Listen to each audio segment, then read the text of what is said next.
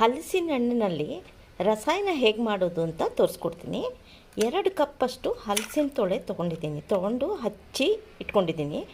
ಬಾಳೆಹಣ್ಣು ರೌಂಡಾಗಿ 2 ಬಟ್ಲು ಹಚ್ಚಿಟ್ಕೊಂಡಿದ್ದೀನಿ. ಕೊಬ್ಬರಿ 1 ಕಪ್ಪಷ್ಟು, ಅರ್ಧ ಕಪ್ಪಷ್ಟು ಬೆಲ್ಲ ತೊಗೊಂಡಿದ್ದೀನಿ.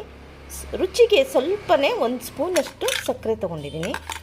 ಇದೆಲ್ಲ ಒಂದು ಬಟ್ಲಿಗೆ ಒಂದಾದ್ಮೇಲೆ ಒಂದು ಹಾಕ್ಕೋಬೇಕು. ನೋಡಿ, ಹಲಸಿನ ಹಣ್ಣು, ಬಾಳೆಹಣ್ಣು,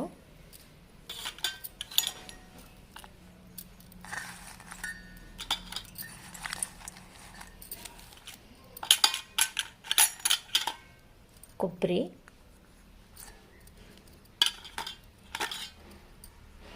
ಬೆಲ್ಲ,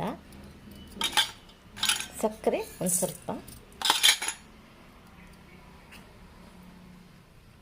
ಸ್ವಲ್ಪ ಏಲಕ್ಕಿ ಪುಡಿ, 1 ಸ್ಪೂನಷ್ಟು ಜೇನುತುಪ್ಪ,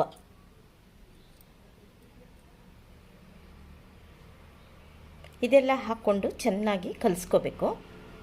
ಇದನ್ನ ಚೆನ್ನಾಗಿ ಕಲಿಸ್ಕೊಂಡಿದ್ದೀನಿ.